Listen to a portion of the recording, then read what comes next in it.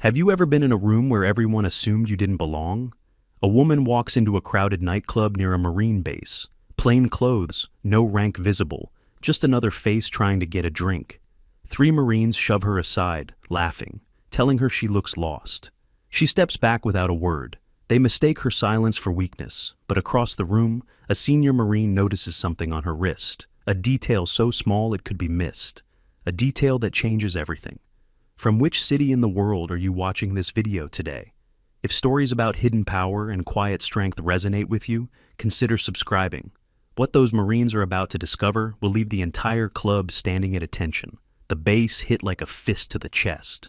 Every pulse of sound traveled through the floorboards of Surge nightclub, vibrating up through boot soles and sneakers, rattling teeth, making conversation impossible without shouting. Strobe lights carved the crowd into fragments. Bodies appeared and disappeared in flashes. A Marine's face lit up mid-laugh, then vanished into shadow. A woman's hand raising a drink materialized for half a second before the darkness swallowed it again. The air was thick with sweat, spilled beer, and cologne mixed with the salt tang of young men who had spent 4 days in the California desert and wanted nothing more than to forget it existed. Surge sat 2 miles off base from Camp Pendleton, close enough to be convenient, far enough to feel like freedom. It was Saturday night, nearly 11, and the place was packed wall to wall with Marines who had just survived a brutal 96-hour field exercise. They had earned this. Every beer, every laugh, every moment of noise that drowned out the memory of digging fighting holes in hard-pan soil and sleeping in shifts under a sky that offered no comfort. They wore civilian clothes now, jeans and t-shirts and button-downs, but they moved like Marines, shoulders back, voices loud, taking up space because they had been trained to claim it. The music shifted to something with a heavier beat. Bodies pressed tighter. Someone spilled a drink near the bar, and 3 people slipped in it before anyone noticed. Laughter erupted from a corner booth. A group of younger Marines stood near the pool tables, shouting over each other, reenacting some moment from the field that seemed funnier now than it had been then. The bartenders moved fast, pouring shots, pulling drafts, barely keeping up with the crush of orders. It was controlled chaos, the kind of night where anything could happen, and probably would. Near the back entrance, the door opened. A woman stepped inside alone. She was older than most of the crowd, late 40s, maybe early 50s. Dark jeans that fit well but weren't flashy. A charcoal linen shirt with the sleeves rolled to her forearms. No jewelry except for a thin watch on her left wrist. Her hair was down, dark with streaks of gray she had not bothered to hide. Minimal. Makeup, no purse, no phone in her hand. She did not look lost, but she did not look like she belonged here either. She paused just inside the doorway, scanning the room with the kind of focus that suggested she was looking for someone specific. No one noticed her. The Marines were too busy celebrating. The civilians were too busy dancing. She was just another face, another body taking up space in an already crowded room. She moved toward the bar, weaving through clusters of people without drawing attention. Her movements were economical, no wasted motion. She reached the edge of the bar and tried to flag down one of the bartenders, but he was 3 deep in orders and did not see her. The corner of the bar was occupied by 3 Marines. They had claimed the spot an hour ago and defended it with the kind of territorial aggression that came naturally after too many beers. Corporal Brevin Coulter stood in the center, 23 years old, infantry, broad-shouldered and loud. He was the kind of Marine who never met a silence he did not feel compelled to fill. Lance Corporal Jace Trenholm leaned against the bar next to him, 21, artillery, with the easy grin of someone who had learned early that going along was easier than standing out. Private First Class Dax Mulvaney completed the trio, 19, logistics. Still new enough that he laughed too hard at jokes that were not that funny, because he wanted to prove he belonged. The woman stepped into their space without realizing it. She was trying to get the bartender's attention, leaning forward slightly, one hand raised. Brevin did not look at her. He shifted his weight and shoved her back with his shoulder. It was not aggressive, just reflexive. The way someone might push past a stranger on a crowded sidewalk without thinking about it. She stumbled half a step, caught herself, and stepped back. She said nothing. Her expression did not change. Brevin still had not looked at her. He turned to Jace and said something that got lost in the noise. Jace laughed. Dax took another sip of his beer. The woman adjusted the collar of her shirt and stepped back another foot. She stood there, a few feet from the bar now, watching them. Her face was calm, clinical, like she was observing something that required documentation. Jace noticed her first. He nudged Brevin and pointed with his chin. Brevin turned finally and looked at her for the first time.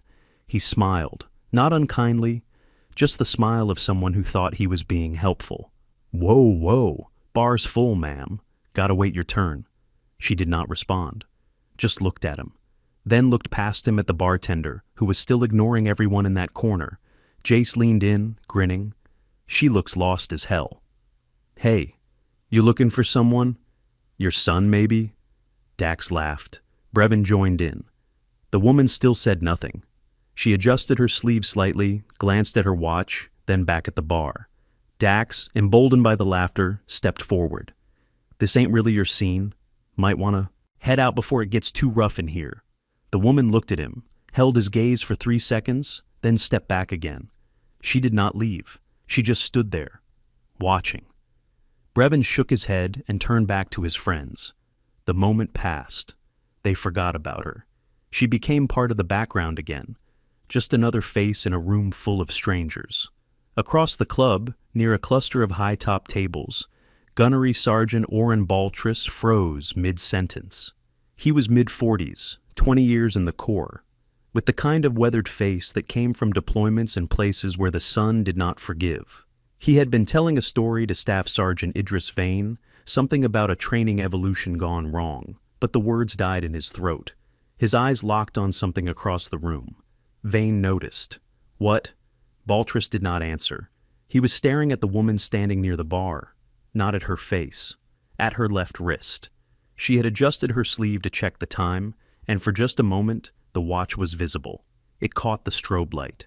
A brief flash of dark metal, minimalist face, no brand logo. Just an engraving so small it would be easy to miss. But Baltris did not miss it. He grabbed Vane's arm, hard. Vane turned, confused.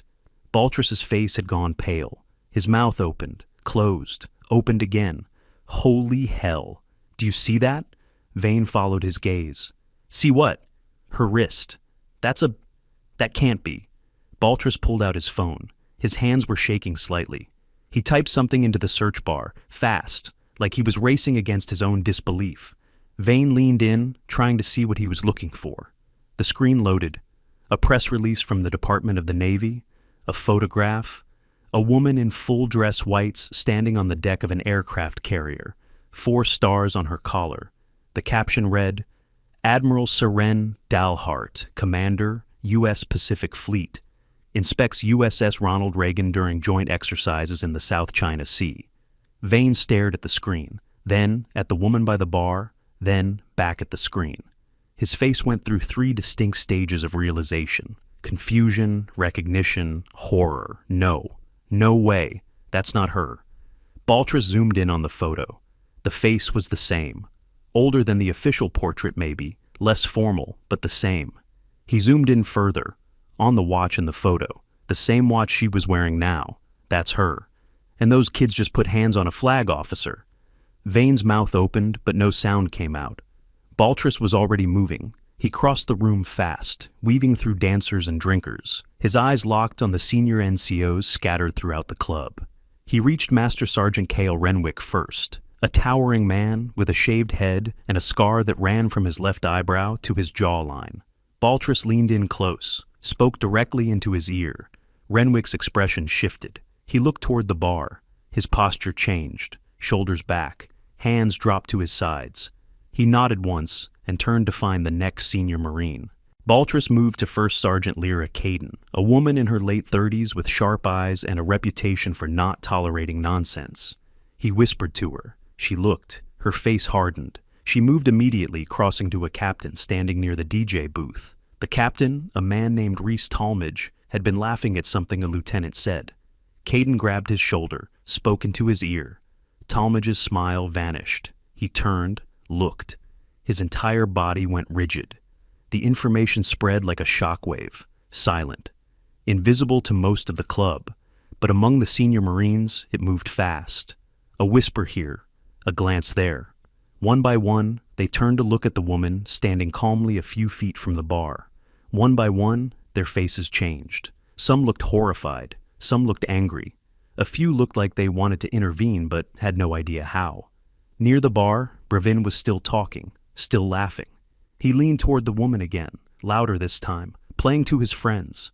"Okay, seriously, last chance. You need to—" A hand landed on his shoulder, heavy, firm. Brevin turned. Captain Reese Talmadge stood behind him. Talmadge was 32, a combat veteran with 2 deployments and a chest full of ribbons he never talked about. He looked like he had just seen someone die. "Coulter, shut your mouth, right now." Brevin blinked. "Sir?" "What?" "I said shut your mouth." Jace and Dax exchanged glances. The laughter died. Brevin turned back to the woman, confused. Talmadge stepped past him, positioning himself between Brevin and the woman.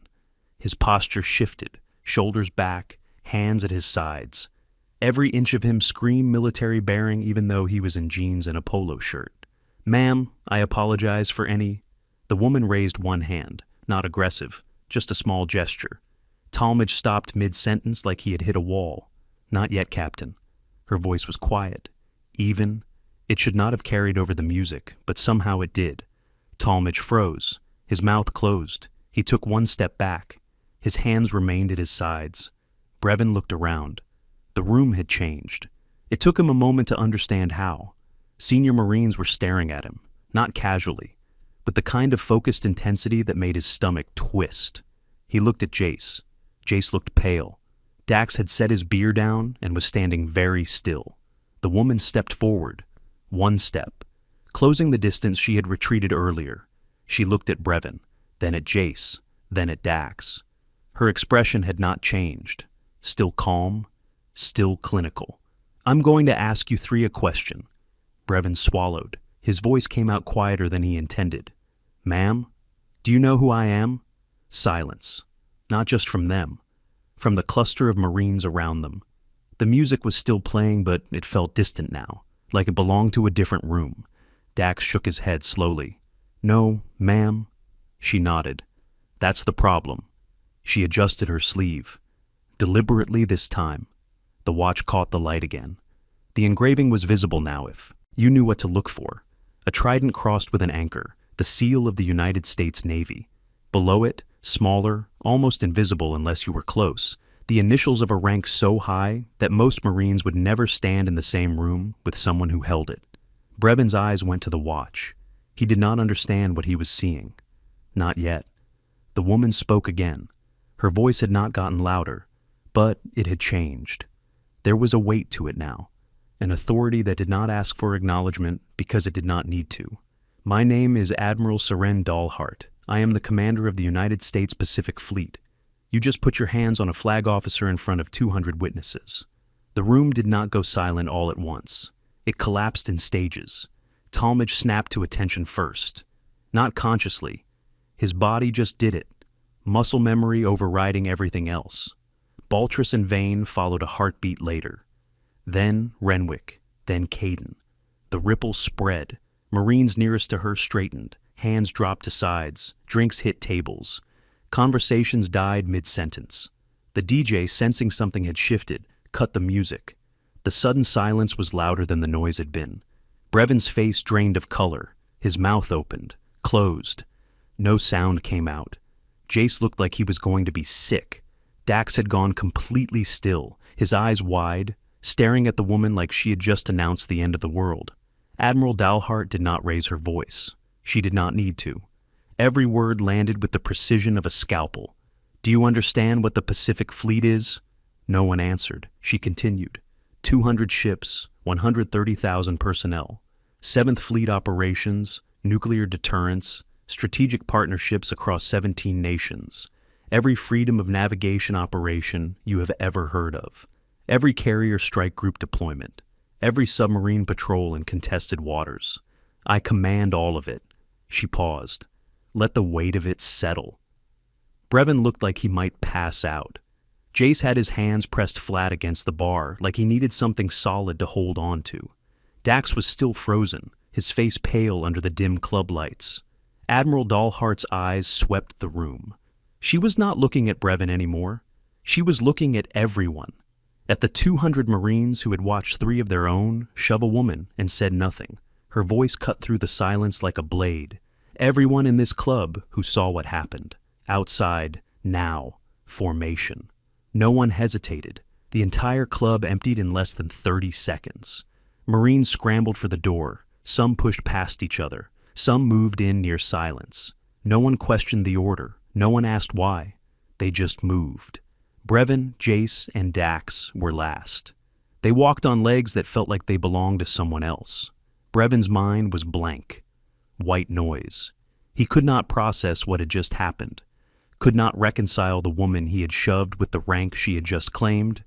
It did not make sense. But the look on Talmadge's face told him it was true. The way every senior Marine in the club had snapped to attention told him it was true. The way his own body felt like it was betraying him, trembling slightly, told him it was true. Outside, the parking lot was bathed in the sickly yellow glow of sodium lights. The air was cooler here, quieter. The bass from the club was muted, a distant thump that no longer mattered. 200 Marines stood in formation, perfect ranks, perfect spacing. No one had given the order to form up. They just did it. Muscle memory, training. The instinct that had been drilled into them until it became reflex.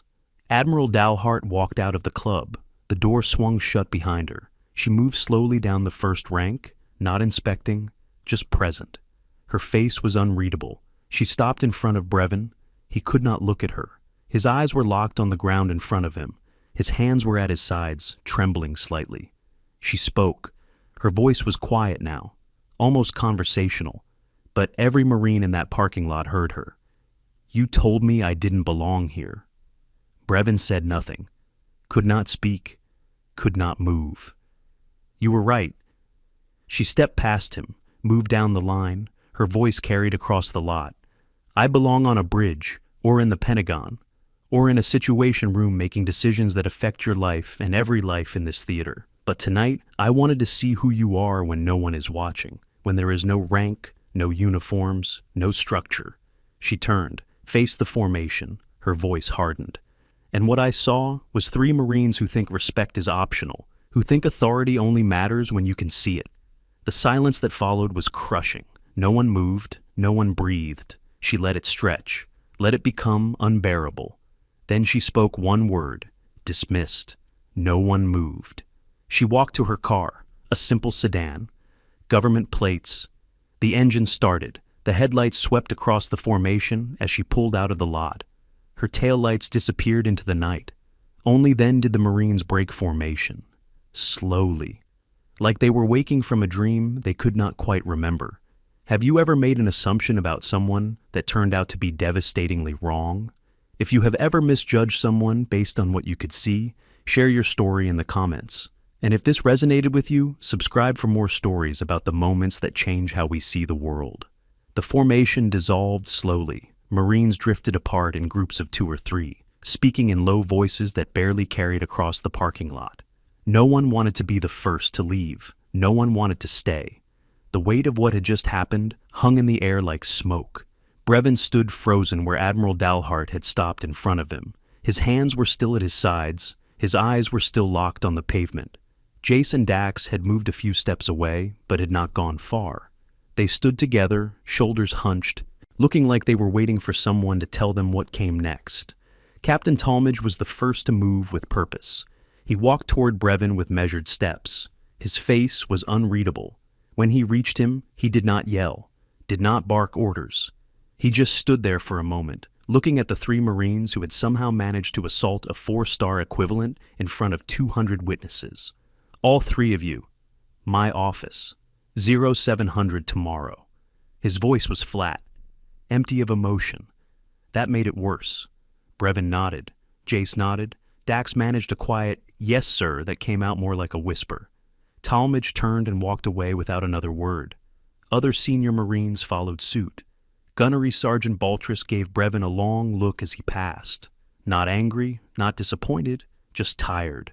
Like he had seen this kind of thing too many times and knew how it ended. The club was still empty. The music had not started again. The bartenders stood behind the bar, unsure whether to resume or close early.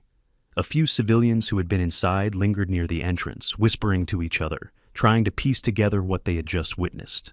One of them pulled out a phone and started typing, probably posting about it already. The story would spread. It always did. Brevin finally moved. His legs felt like they belonged to someone else. He walked toward the edge of the parking lot where his truck was parked. Jace and Dax followed without speaking.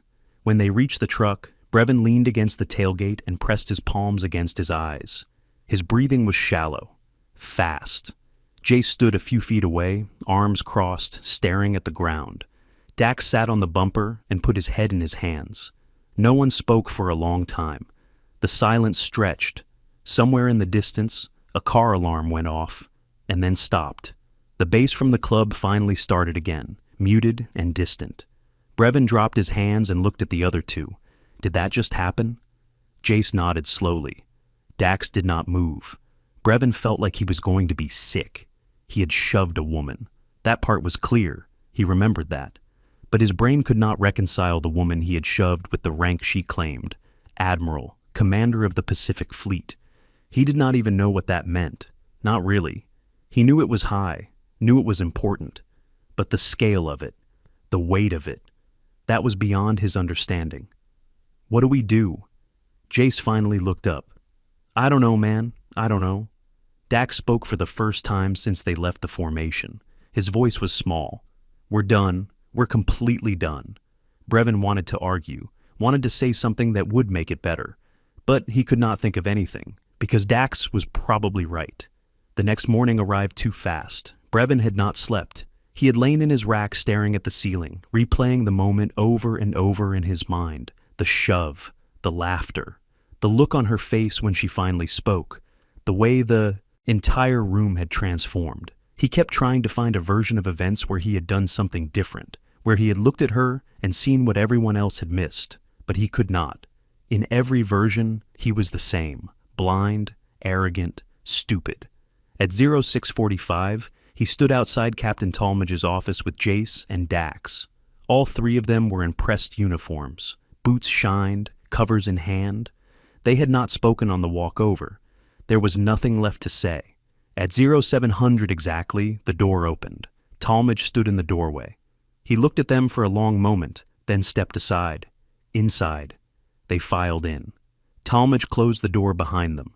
His office was small and functional. A desk, 2 chairs, a filing cabinet, a single window that looked out onto the parade deck. On the desk sat a single piece of paper, handwritten. Brevin could not read it from where he stood, but he could see the signature at the bottom. Neat, precise, the kind of handwriting that came from decades of signing orders that mattered. Talmadge did not sit. He stood behind his desk with his arms crossed. He looked at each of them in turn. Then he picked up the paper and read aloud. No formal charges recommended. Instead, I request these Marines be given the opportunity to understand what they failed to recognize. That leadership is not loud. That authority does not demand acknowledgement. And that the people who serve at the highest levels often look like anyone else until the moment they choose to be seen. He set the paper down. The room was silent. Brevin felt his chest tighten. No formal charges. That should have been a relief, but it did not feel like one. It felt like something worse, like she had decided they were not worth the effort of punishment. Talmadge leaned forward, palms flat on the desk. She is giving you a gift. Do you understand that? None of them answered. Talmadge's voice hardened. Do you understand that? Yes, sir. All three of them said it at once. Talmadge straightened. I don't think you do, but you will. Dismissed. They turned to leave. Brevin reached for the door handle. Talmadge's voice stopped him. Coulter. Brevin turned. Yes, sir. If I ever hear that, you put your hands on anyone again, for any reason, I will personally ensure that the rest of your career is spent cleaning latrines in the furthest corner of this base. Do you understand me? Yes, sir. Get out. They left. The door closed behind them. Brevin felt hollowed out, like something inside him had been scooped away and replaced with nothing. Jace walked ahead without looking back. Dax followed. Brevin stood in the hallway for a moment, staring at the closed door, then turned and walked in the opposite direction. The day passed in a blur. Morning formation, inventory checks, admin work that did not require thought. Brevin moved through it on autopilot. Other Marines looked at him differently now. Word had spread faster than he expected. By noon, everyone knew. By the afternoon, people were avoiding him. Not openly, just small things. Choosing a different table in the chow hall. Walking past without making eye contact. It was like he had become invisible. Or maybe just irrelevant. At 1600, Brevin returned to his barracks room. He sat on his rack and pulled out his phone. He opened a browser and typed Admiral Serene Dalhart into the search bar. The results loaded, page after page. Official Navy press releases, news articles, congressional testimony transcripts, photos of her standing on the decks of aircraft carriers, shaking hands with foreign dignitaries, briefing the president in the Situation Room. He clicked on her official bio. The text was dense, formal, but even through the bureaucratic language, the scale of her career was undeniable. Naval Academy graduate, top of her class, flight school, carrier deployments, command of a destroyer, then a carrier strike group, then an entire fleet. She had overseen humanitarian operations in the Philippines after Typhoon Haiyan, led the Pacific Deterrence Initiative, testified before Congress on strategic competition with China. She held authority over operations spanning half the globe. 200 ships, 130,000 personnel, nuclear assets, ballistic missile submarines, carrier groups capable of projecting power across thousands of miles. Brevin scrolled through photos. In one, she stood on the bridge of a carrier, binoculars in hand, watching flight operations. In another, she sat at a conference table surrounded by foreign naval officers, all of them leaning forward to listen to her. In a third, she was in dress whites, standing at attention during a change of command ceremony, her face composed, her posture perfect. He zoomed in on one photo, a candid shot taken during a port visit. She was in civilian clothes, jeans, a button-down shirt, talking to a group of sailors on the pier, smiling, relaxed. She looked like anyone, like the woman he had shoved in a bar, except she was not anyone. She was someone whose decisions affected the security of entire nations, someone whose authority extended across an area of operations that covered more than half the Earth's surface. Brevin set the phone down. He pressed his palms against his eyes. The image of her standing in that parking lot would not leave him. The way she had looked at him. Not with anger, not with disgust, just with the kind of calm assessment that made him feel like she had weighed him and found him wanting. He heard a knock on the door. He did not move. The knock came again. He stood and opened it. Jace stood in the hallway. His face was drawn, tired. "Can I come in?" Brevin stepped aside. Jace entered and sat on the edge of the rack across from Brevin's. He did not say anything for a long time, just sat there, staring at the floor. Finally, he spoke.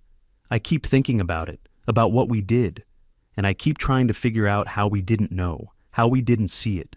Brevin sat down. "Because she didn't want us to." Jace looked up. "What?" "Think about it.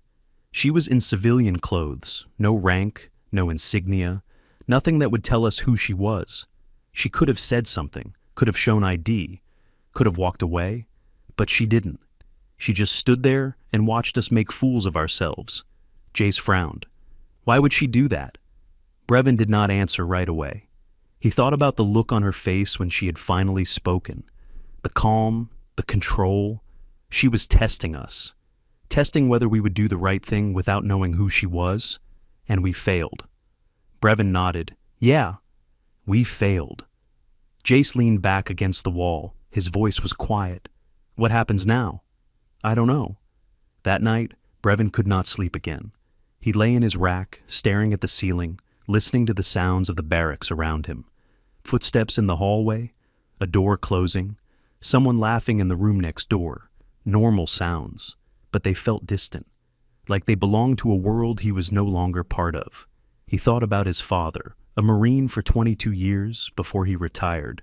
Brevin had grown up on bases, had watched his father move through the world with a kind of quiet authority that people respected without questioning. His father had never been loud, never had to prove anything. People just knew. Brevin had wanted that, had joined the Corps thinking he would find it, but somewhere along the way, he had confused authority with dominance, had mistaken respect for fear, had believed that taking up space meant he mattered. Admiral Dalhart had shown him the difference. She had not raised her voice, had not demanded anything. She had just been. And that presence, that quiet certainty, had been more powerful than anything he had ever seen. He rolled over and looked at the watch on his nightstand. It was cheap. Digital. Something he had bought at the exchange because it was functional. He thought about the watch she had worn, the engraving, the weight of what it represented, not just rank, but legacy, responsibility, the kind of authority that was earned over decades, not claimed in a single moment. He closed his eyes. Sleep did not come. The week passed slowly. Brevin went through the motions, formation, training, admin work, but he felt disconnected from it all, like he was watching himself from a distance. Other Marines still avoided him, not everyone, but enough that he noticed, enough that it hurt. Jace and Dax were dealing with it in their own ways. Jace had become quieter, more withdrawn. Dax had requested a transfer to a different unit. It had not been approved yet, but Brevin knew it would be. Dax wanted out. Wanted to be anywhere but here, surrounded by people who knew what he had done. On Friday, Brevin returned to his barracks room after evening chow. He opened his phone and pulled up Admiral Dalhart's bio again. He had read it a dozen times now, memorized parts of it. He did not know why he kept coming back to it. Maybe he was looking for something, some explanation for why she had handled things the way she had, some clue that would help him understand. He scrolled down to a section he had skipped before, a quote from an interview she had given years ago, before she became commander of the Pacific Fleet. The interviewer had asked her about leadership, about what it took to command at the highest levels. Her answer had been brief, almost dismissive, but reading it now, Brevin felt like he was seeing it for the first time. Leadership is not about being seen. It is about seeing others. It is about understanding who they are when they think no one important is watching. That is when you learn the truth, not in the moments of performance, but in the moments of reflex. Brevin read it again, then again.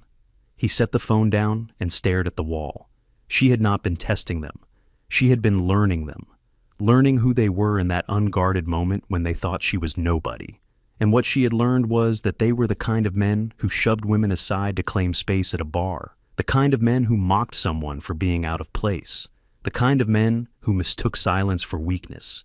He felt something shift inside him, not forgiveness. He did not deserve that, but understanding. She had not punished them because the punishment was already built into the moment. They had revealed themselves, and they would carry that revelation for the rest of their lives. Saturday morning, Brevin woke early. He did not have duty, did not have formation. He could have slept in, but he could not stay in the barracks. He got dressed and left the building. He walked across the base without a destination in mind, just walking, trying to clear his head. He ended up near the parade deck. It was empty. The sun was just starting to rise, casting long shadows across the asphalt. He stood at the edge and looked out at the open space. A figure appeared at the far end of the deck, a runner, moving at a steady pace. Brevin watched without much interest. Then the runner came closer, close enough for him to see the face. He froze. It was her, Admiral Dalhart, in running shoes and a navy t-shirt. No rank visible, just another person out for a morning run.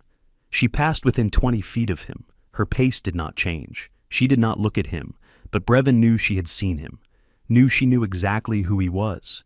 He stood there long after she disappeared from view. His hands were shaking. He did not know why. Maybe because seeing her again made it real, in a way it had not been before. Maybe because she had looked so normal, so unremarkable, and that made what he had done feel even worse. He walked back to the barracks, sat on his rack, pulled out his phone. He opened the browser and typed Surge Nightclub into the search bar. The club's website loaded. He clicked on the contact page, stared at the phone number for a long time. Then he called. A woman answered. Surge, how can I help you? Brevin hesitated, then spoke. I was there last Saturday night, when the incident happened. I wanted to ask if I could come by and talk to the owner. There was a pause. The owner isn't here right now. Can I ask what this is about? I was one of the Marines, one of the three. I wanted to apologize to everyone who was there. Another pause, longer this time. Let me give you his number. You can call him directly. She gave him the number. Brevin thanked her and hung up. He stared at the new number on his screen. Then he called. A man answered. Gruff voice. Tired. Yeah. Is this the owner of Surge? Who's asking? My name is Brevin Coulter. I'm a Marine. I was there last Saturday. I was one of the three who messed up. I wanted to apologize. To you, to anyone who saw what happened. Silence. Then the man spoke again. His voice was different now, less gruff, more curious. You're calling to apologize? Yes, sir. Why? Because it was wrong. Because I should have known better. Because I need you to know that not all Marines are like that. The man was quiet for a long time. Then he sighed. You know what? Come by Monday afternoon, around 2. We'll talk. Thank you, sir. Brevin hung up. He felt lighter. Not forgiven, but lighter. Like he had taken one small step towards something that might eventually resemble redemption. Monday afternoon, Brevin walked into Surge. The club looked different in daylight, smaller. The floors were sticky with spilled drinks from the weekend. The bar was empty. A man in his 50s stood behind it, wiping down the counter. He looked up when Brevin entered. You Coulter? Yes, sir. The man set the rag down and crossed his arms. I'm Marcus. I own this place. You said you wanted to apologize. Brevin stepped forward. His hands were at his sides. He had rehearsed this in his head a dozen times, but now that he was here, the words felt inadequate. I wanted to say, I'm sorry for what happened, for what I did. There's no excuse, I was wrong, and I'm sorry. Marcus studied him for a long moment. Then he nodded toward the bar. There's something I want to show you. Brevin followed him. Marcus pointed to a small framed photo on the wall behind the bar. It was new. The frame was simple, dark wood. Inside was a photograph of Admiral Dalhart in dress whites. 4 stars on her collar, standing on the deck of a carrier. Her face was composed, her posture perfect. Below the photo was a small plaque. It read, Respect is earned in silence. Marcus spoke. I put that up the day after it happened. A reminder, not just for my staff, for everyone who comes in here, that you never know who you're looking at, that rank and authority aren't always visible, that the way you treat people when you think they don't matter says everything about who you are. Brevin stared at the photo. He felt the weight of it pressing down on him. I understand. Do you? Brevin met his eyes. I'm trying to. Marcus nodded slowly. That's more than most people would do. You came here. You apologized. That takes guts. But it doesn't undo what happened. You know that, right? I know. Good. Then get out of here. And don't let me hear about you doing something like this again. Brevin nodded. Thank you. He turned and walked out of the club. The door closed behind him. He stood on the sidewalk for a moment, looking back at the building. Then he turned and walked toward the base. The sun was bright. The air was warm. Somewhere in the distance, he could hear the sound of aircraft taking off from the flight line. Normal sounds, familiar sounds. But he felt different. Like something inside him had shifted. Not fixed, but shifted. Have you ever had a moment that forced you to confront who you really are? A moment that stripped away all the excuses and left you standing in front of the truth? Share your story in the comments. And if you believe in the power of accountability and growth, subscribe for more stories that challenge us to be better. The weeks that followed moved slowly. Brevin woke before dawn every morning, went through his routines, and tried to rebuild something he could not name. Trust, maybe, or just the basic sense that he was worth the uniform he wore. The photo behind the bar at Surge stayed in his mind, not as a reminder of shame, though there was plenty of that, but as a marker, a point in time when he had been forced to see himself clearly and had not liked what he found. He threw himself into training, extra PT sessions before morning formation, volunteering for details no one else wanted, staying late to help junior Marines with admin work. It was not penance. Or maybe it was. He did not know anymore. He just knew that sitting still felt impossible, that the only way forward was through motion. Jace had started doing the same. They did not talk about it, did not acknowledge what they were doing or why. But they fell into a pattern. running together in the mornings, hitting the gym in the evenings, working through weapons maintenance side by side in silence. Dax had finally gotten his transfer approved. He left without saying goodbye. Brevin did not blame him. Some people needed distance to heal. Some people needed to run. Dax was a runner. One afternoon, Brevin found himself back at the parade deck. It had become a habit, a place to think without interruption. He stood at the edge, watching a company go through drill movements, sharp turns, synchronized steps, the kind of precision that came from repetition and discipline. He wondered if that was what leadership looked like at the highest levels. Not the drill movements themselves, but the discipline behind them, the willingness to do the same thing over and over until it became instinct. A voice spoke behind him. "You come here a lot." Brevin turned. Gunnery Sergeant Baltrus stood a few feet away, hands in his pockets, watching the drill with the same detached focus Brevin had been using. Brevin straightened slightly. Not quite attention, but close. "Yes, Gunny? Helps me think." Baltrus nodded. He did not say anything else for a while, just stood there, watching. Then he spoke again. "I've been doing this for 20 years. You know how many times I've seen something like what happened at Surge?" Brevin shook his head. "No, Gunny, twice. Once in Okinawa, once in 29 Palms. Both times, the Marines involved were gone within 6 months. Kicked out. Discharged. Sent home with nothing to show for their service except a bad paper trail and a story they would never want to tell." Brevin felt his stomach tighten. Baltrus continued. "You're still here. You know why? No, Gunny. Because she didn't want you gone. She wanted you to learn. There's a difference." Brevin looked at him. Baltrus met his eyes. "Most flag officers would have crushed you, would have made an example, would have ensured that your career ended that night. But she didn't. She gave you a chance. You understand what that means?" Brevin hesitated, then nodded. "I think so." "No, you don't. Not yet. But you will. Keep doing what you're doing. Keep showing up. Keep trying to be better than you were. That's all anyone can ask." Baltrus turned and walked away. Brevin watched him go, then turned back to the parade deck. The company had finished their drill and was forming up for dismissal. He stayed until they marched off. Then he left. That night, Brevin sat in his barracks room and opened his phone. He had been avoiding social media since the incident, did not want to see the comments, did not want to know what people were saying. But curiosity got the better of him. He opened a search and typed, "Surge Nightclub Marine Admiral." The results loaded. Articles, blog posts, forum threads, videos, thousands of them. He clicked on one article. The headline read, "When Disrespect Meets Authority, a Lesson in Invisible Power." The article recounted the incident in detail. Too much detail. Someone had been there, had seen everything, had written it down and shared it. The comment section was brutal. People calling him every name imaginable, saying he should be dishonorably discharged, saying he was a disgrace to the uniform. Some defended him, said everyone made mistakes, said he deserved a second chance. But those voices were drowned out by the others. He closed the article, opened another. This one was from a military blog. The tone was different, more analytical. It focused on Admiral Dahlhart, on her career, on what it meant to command the Pacific Fleet, on the responsibility she carried every day.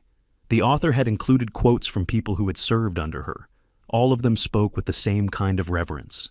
She never raised her voice. She never had to. You just knew. When she walked into a room, you felt it. Not fear, respect. One quote stood out. A former destroyer captain who had served under her command said this, "Admiral Dahlhart taught me that leadership is not about making people follow you. It is about making them want to follow themselves to a higher standard. She does not command through intimidation. She commands through expectation. She expects excellence because she embodies it. And when you are in her presence, you feel compelled to rise to that level." Brevin read the quote 3 times. He thought about the moment in the parking lot, the way she had looked at the formation, the way she had spoken, not with anger, not with disappointment, just with clarity. She had shown them who they were, and in doing so, had challenged them to become something better. He closed the browser, set the phone down, and lay back on his rack. He thought about the way she had looked at him that night, the calm in her eyes, the absence of anger. She had not been offended, she had been disappointed. And somehow, that was worse. The next morning, Brevin received a message. Report to the battalion commander's office at 1000 hours. He read it twice, checked the sender, it was official. He showed it to Jace, who had received the same message. They looked at each other. Neither spoke. They just nodded and went to get ready. At 0950, they stood outside Lieutenant Colonel Everett Shaw's office. The door was closed. They waited in silence. At exactly 1000, the door opened. Shaw stood in the doorway. He looked at them without expression. Inside, they entered. The office was larger than Captain Talmadge's, but not by much. A desk, several chairs, a bookshelf lined with manuals and framed photos. Shaw closed the door and moved behind his desk. He did not sit. Neither did they. Shaw picked up a folder and opened it.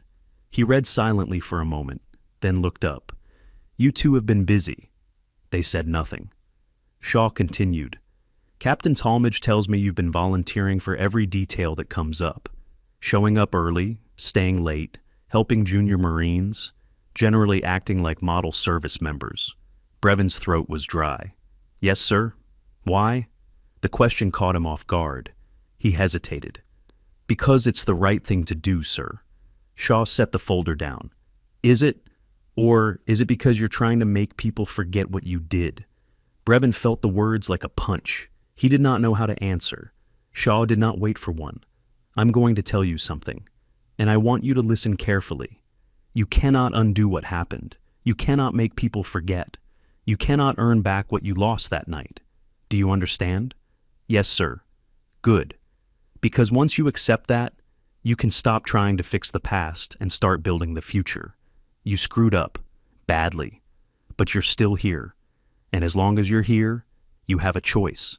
You can spend the rest of your career trying to prove you're not that guy, or you can become someone different, someone better. The choice is yours." Shaw sat down. He gestured to the chairs. They sat. He leaned back and studied them. "Admiral Dalhart sent a follow-up message last week. Do you want to know what it said?" Brevin's heart hammered. "Yes, sir." "She said she's been watching. That. She's heard about the changes you've been making, and that she believes you have potential, not to be forgiven, but to grow." Those were her words, to grow. Brevin felt something crack inside him. Not relief, not gratitude, just the overwhelming weight of being seen. Again. By someone whose opinion mattered more than almost anyone else's. Shaw leaned forward. "You've been given something rare, a second chance from someone who didn't have to give it. Don't waste it." "We won't, sir." Shaw opened the folder again and pulled out 2 sheets of paper. He slid them across the desk. "These are letters of counseling. They will go in your service record. They document what happened and outline the expectations moving forward. You will be held to a higher standard than most. Every action you take will be scrutinized. Every mistake will be magnified. That is the cost of a second chance." Brevin picked up the letter. "Read it carefully. It was clinical, factual. It did not editorialize. It simply stated what had occurred and what was expected. At the bottom was Admiral Dalhart's signature. Next to it, a note in her handwriting. Potential observed, growth expected." He set the letter down, looked at Shaw. "We understand, sir." "Good. Because this is not just about you. This is about every Marine who looks at you and wonders if they can come back from their own mistakes. You are representing something bigger now. Do not let them down." Dismissed, they stood, saluted, left the office. In the hallway, Brevin leaned against the wall and exhaled. Jace stood next to him, staring at the floor. "She's been watching," Jace nodded. "Yeah." They walked back to the barracks in silence. Brevin's mind was racing. She had been watching. Not to punish, not to judge, just to see if they would learn, to see if they would change. And somehow, that was more powerful than any punishment could have been. Weeks turned into months. Brevin settled into a rhythm. Work, training, reflection. He stopped checking social media, stopped reading articles, stopped trying to measure himself against the opinions of strangers. He focused on the people in front of him, the Marines he worked with, the NCOs who were teaching him, the junior enlisted who looked to him for guidance even though he did not always feel worthy of it.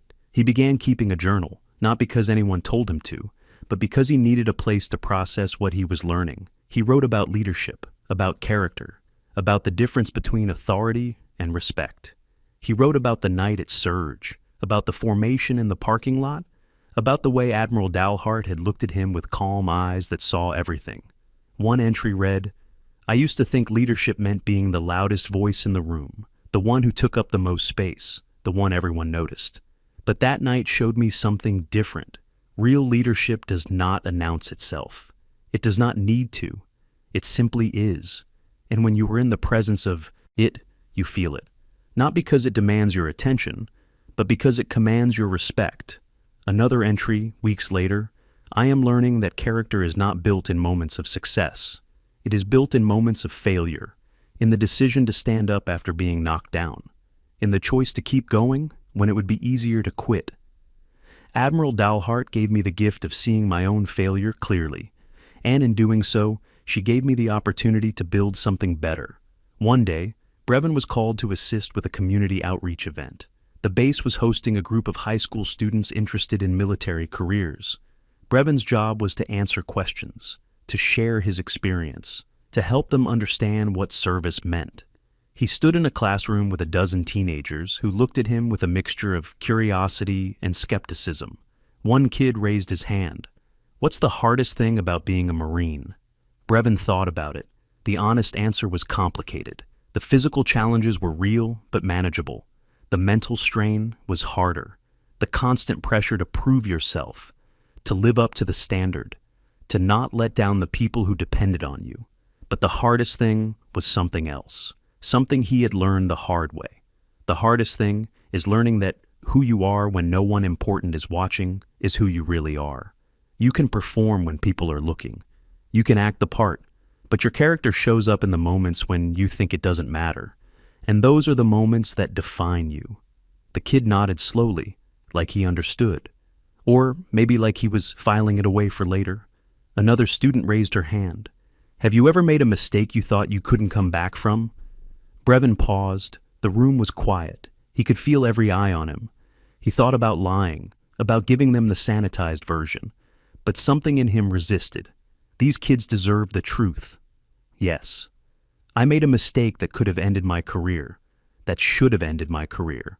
I disrespected someone I should have respected. I failed to see what was right in front of me because I was too focused on myself, and I paid for it. But I also learned from it, and the person I disrespected gave me a chance to grow instead of just punishing me. That gift changed everything." "What did you learn?" Brevin thought about the question. What had he learned? The answer was vast, complex, but he tried to distill it into something these kids could hold on to.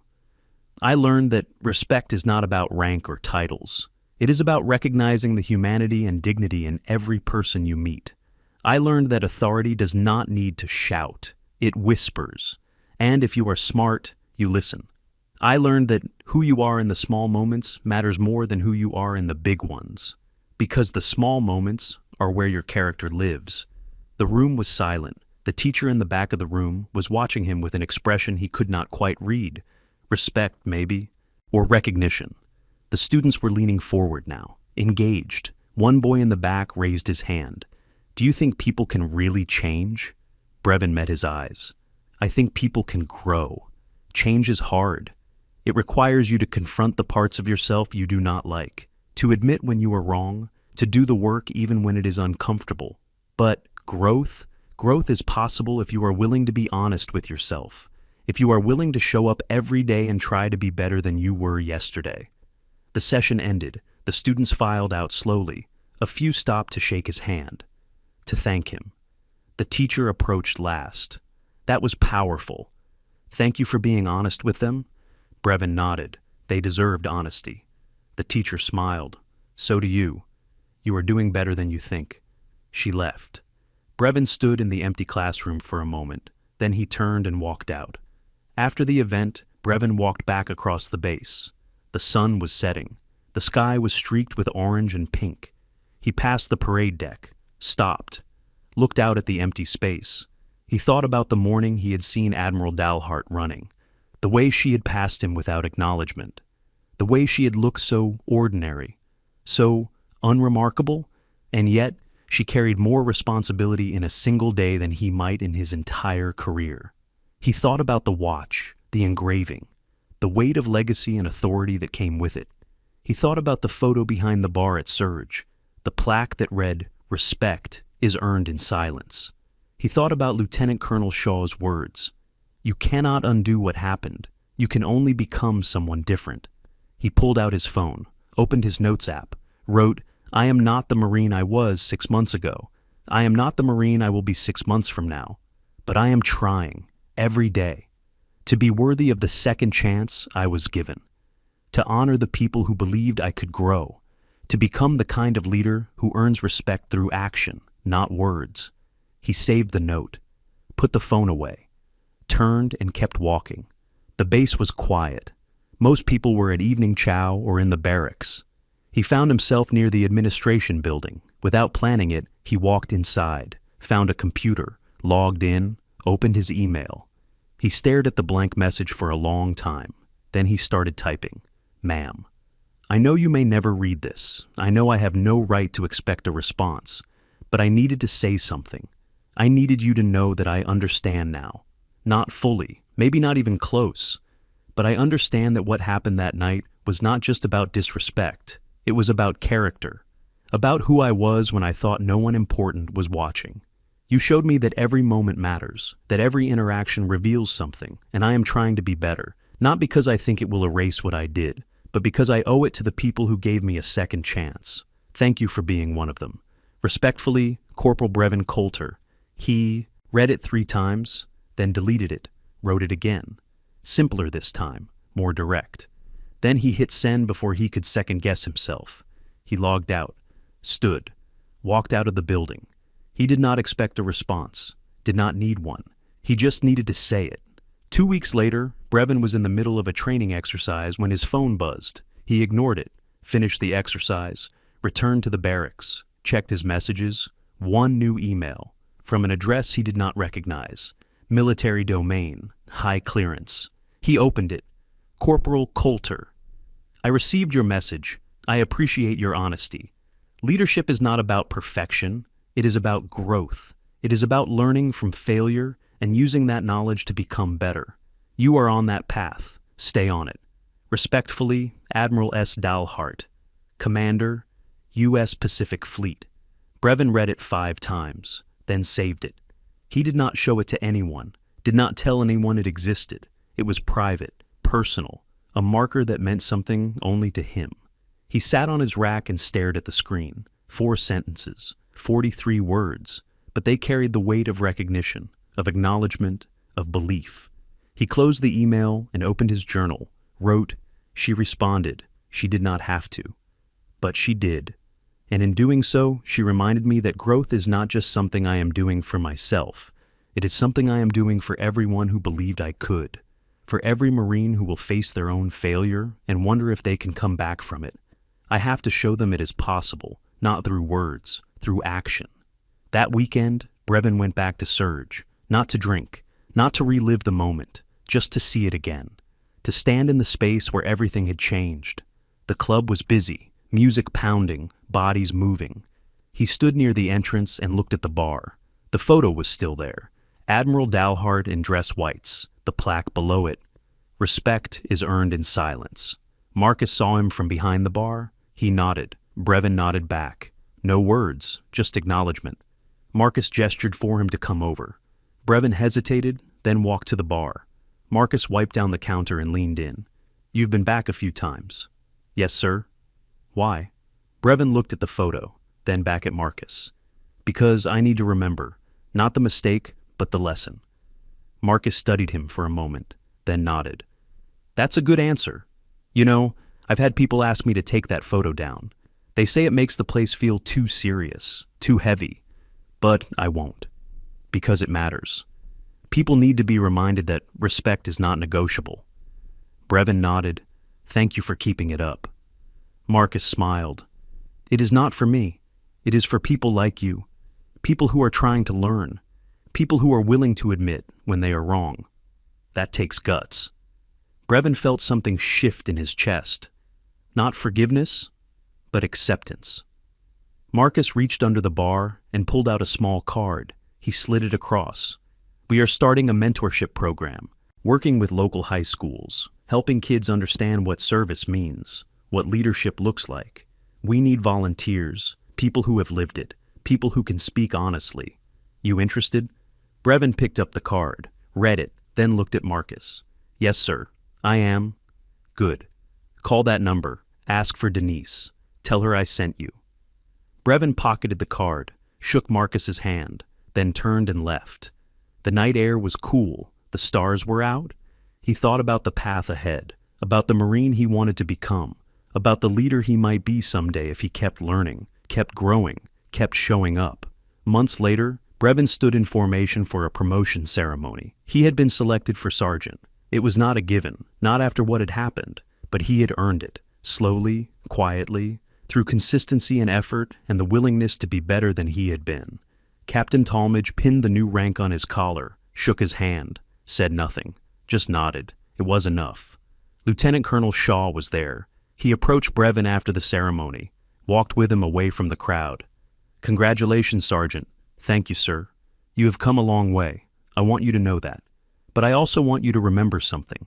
The rank on your collar is not a symbol of redemption. It is a symbol of responsibility. You have been given authority. Use it wisely. I will, sir. Shaw stopped, turned to face him.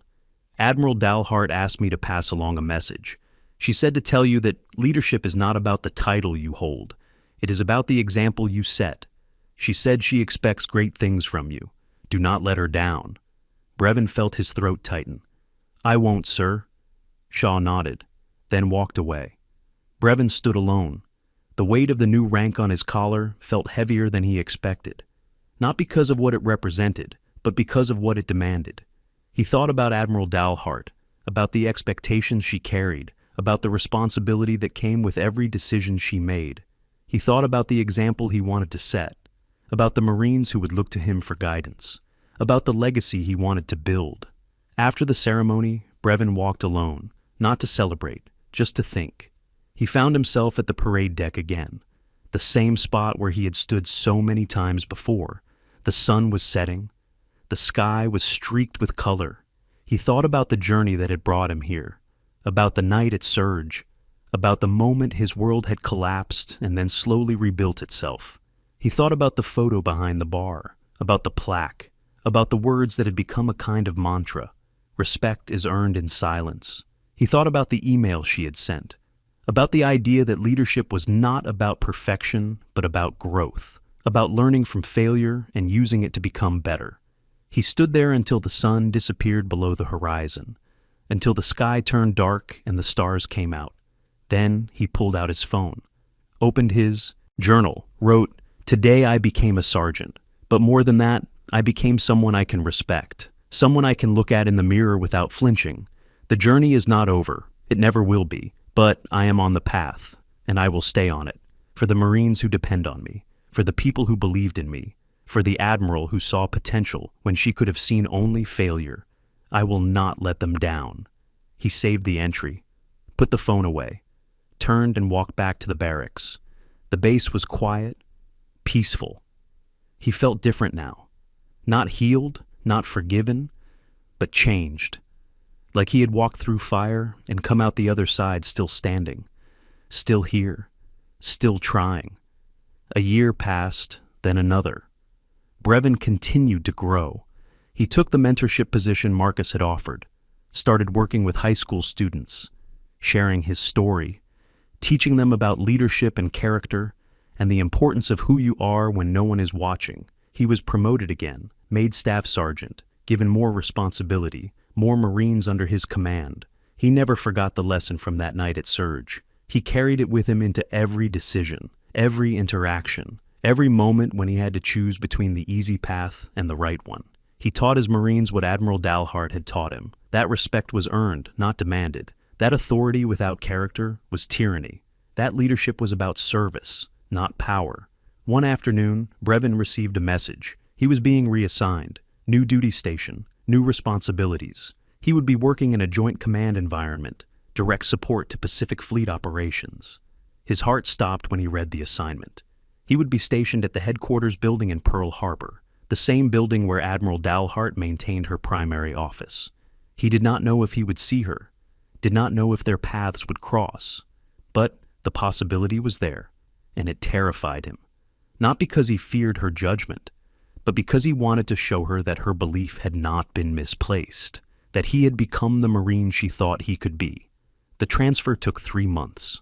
Brevin arrived at Pearl Harbor on a Wednesday morning. The headquarters building was massive, glass and steel and the weight of history. He checked in, received his assignments, settled into his new role. The work was different, more strategic, more cerebral, but he adapted. He always adapted. 2 weeks into his new assignment, Brevin was walking down a hallway when he saw her. Admiral Dalhart was coming from the opposite direction. She was in uniform, 4 stars gleaming on her collar. She was talking to a captain walking beside her. They were discussing something operational. She looked focused, intense, exactly as he remembered. Their eyes met. Just for a second. She did not stop, did not acknowledge him. Just a brief flicker of recognition. Then she was past him. Gone. Brevin stood in the hallway, frozen. His heart was pounding. He had been ready for that moment for 2 years, had rehearsed what he would say, how he would stand, how he would show her that he had changed. But now that it had happened, he realized words were unnecessary. She had seen him, in uniform, wearing the rank he had earned, doing the work. That was enough. He continued down the hallway, went to his office, sat at his desk, stared at the wall.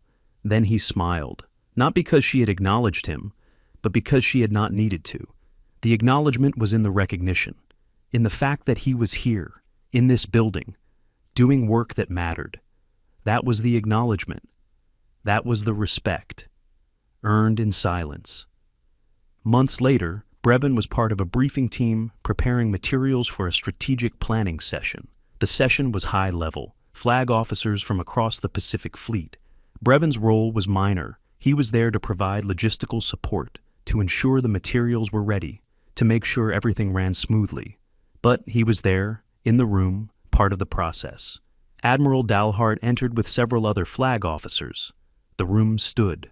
She moved to the front, began the briefing. Her voice was clear, authoritative. She spoke about strategic competition, about readiness, about the challenges facing the fleet, about the importance of every sailor and Marine understanding their role in the larger mission. Brevin listened, took notes, watched her command the room with the same quiet certainty she had shown in that parking lot 2 years ago. She did not raise her voice, did not need to. Everyone in the room hung on every word. At the end of the briefing, she opened the floor for questions. Officers asked about resources, about timelines, about operational priorities. She answered each question with precision, with clarity. Then she said something that made Brevin sit up straighter. I want to address something that does not get enough attention. We talk about readiness, about capabilities, about platforms and systems, but we do not talk enough about character, about who we are when no one is watching, about the choices we make in the small moments that define us. Because those moments matter. They matter more than we often realize. And if we want a fleet that is truly ready, we need sailors and Marines who understand that their character is their most important weapon. The room was silent. She continued. I have seen careers destroyed by single moments of poor judgment. I have also seen careers rebuilt through consistent effort and growth. Both are possible. But only one requires courage. The courage to admit failure, the courage to learn, the courage to become better. That is what I expect from every person in this fleet. Not perfection, growth. She looked around the room. Her eyes swept past Brevin, did not linger. But he felt the weight of her words, felt them settle in his chest. She was not talking to him specifically, but she was talking to everyone who had ever failed. Everyone who had ever been given a second chance. Everyone who had ever wondered if they could come back from their mistakes. The briefing ended. The officers filed out. Brevin stayed behind to collect materials, to reset the room for the next session. He was alone when he heard footsteps behind him. He turned. Admiral Dalhart stood in the doorway. She had come back. She looked at him for a long moment, then spoke. Staff Sergeant Coulter. Ma'am, I have been following your progress. Your commanders speak highly of you. They tell me you are an exceptional leader, that your Marines respect you, that you lead with integrity and character. Brevin felt his throat tighten. Thank you, ma'am. She stepped into the room. Do you remember what I told you that night? Yes, ma'am. You told me that respect is optional, that authority only matters when you can see it. She nodded. And do you understand now why I said that? Brevin thought about it, then nodded. Because character is what you are when no one important is watching, and every moment reveals who you really are. She smiled. Small, brief, but genuine. You have learned the lesson, and more importantly, you are teaching it to others. That is what leadership looks like, not the rank on your collar, but the impact you have on the people around you. She turned to leave, then paused. One more thing. Thank you for the email you sent. I do not respond to many, but I responded to yours because I saw something in you that night, potential, and you have exceeded my expectations. Keep going. The fleet needs leaders like you. Then she was gone. Brevin stood alone in the empty briefing room. Tears stung his eyes. He blinked them back, took a breath, then gathered the materials and left. Years later, Brevin would think back on that night at Surge, on the woman he had shoved without thinking, on the moment his world had collapsed and then slowly rebuilt itself. He would think about the lesson she had taught him without ever raising her voice. That authority did not need to announce itself.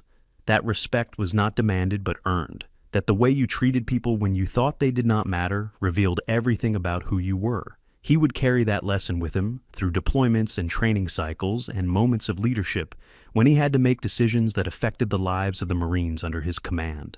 He would remember the calm in her eyes, the weight of her presence, the quiet certainty that came from decades of service and sacrifice, and he would try every day to embody even a fraction of what she represented. The photo behind the bar at Surge remained, a reminder for everyone who walked through those doors, not just of Admiral Seren Dalhart, but of the idea that power and authority often walked in silence, that the most important people in any room were sometimes the ones you overlooked.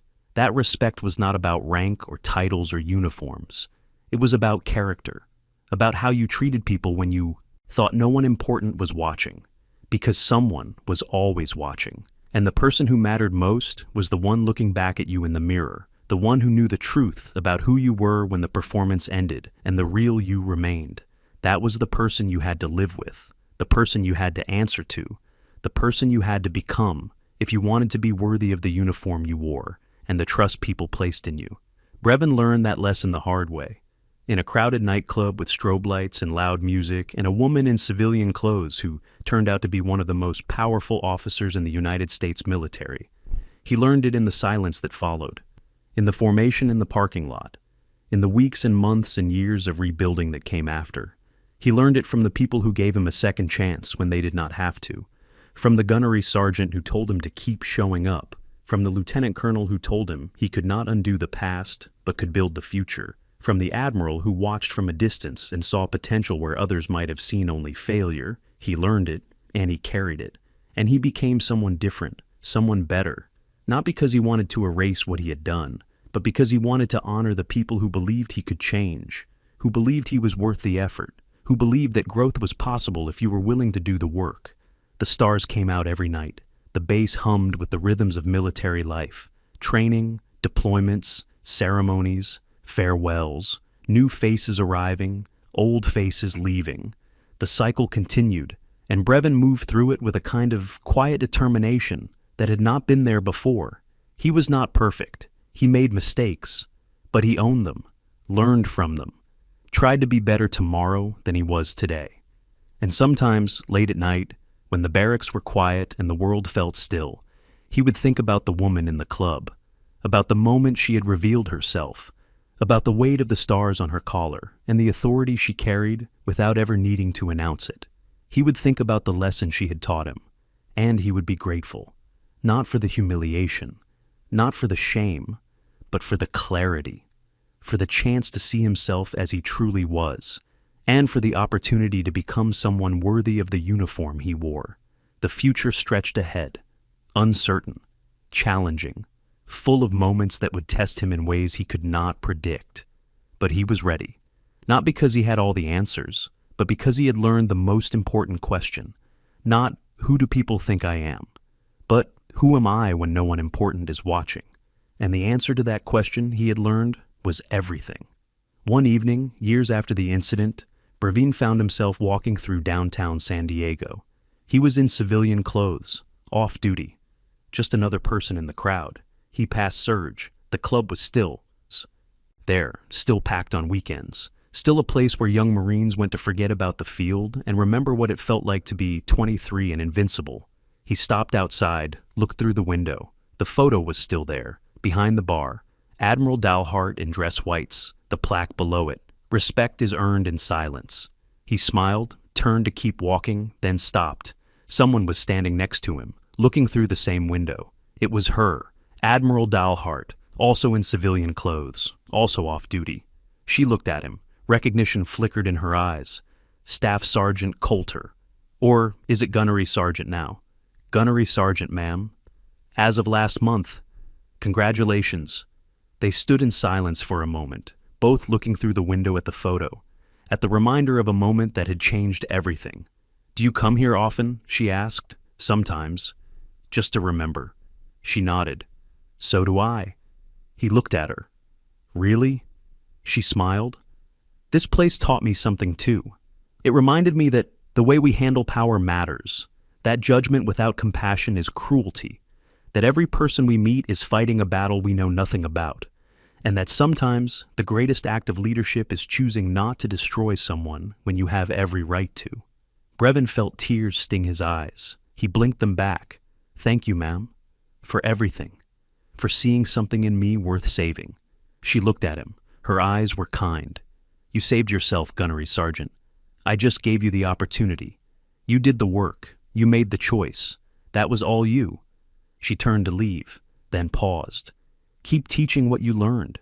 Keep showing your Marines that character matters, that growth is possible, that who you are in the small moments defines who you become in the big ones. The fleet needs that. The world needs that. Then she walked away, disappeared into the crowd. Brevin stood outside Surge for a long time, looking through the window, at the photo, at the reminder, at the moment that had defined him. Then he turned and walked into the night. The stars were out. The air was cool, and for the first time in years, he felt at peace. Not because he had been forgiven, but because he had forgiven himself. Because he had done the work, because he had become someone worthy of the second chance he had been given. And that, he realized, was the greatest gift of all. Have you ever been given a second chance you didn't deserve, but desperately needed? Have you ever had someone believe in your potential when you struggled to see it yourself? Those moments shape us in ways we often don't recognize until years later. Leadership is not about perfection. It is about growth. It is about showing up every day and trying to be better than you were yesterday. If this story reminded you of your own journey, of the people who saw something in you worth nurturing, share it in the comments. Tell us about the moment someone believed in you when you needed it most. And if you believe in the power of growth, accountability, and quiet leadership, subscribe. Because the most important stories are the ones that challenge us to become better than we were yesterday. The ones that remind us that who we are when no one important is watching is who we really are. And that matters. More than anything else, that matters.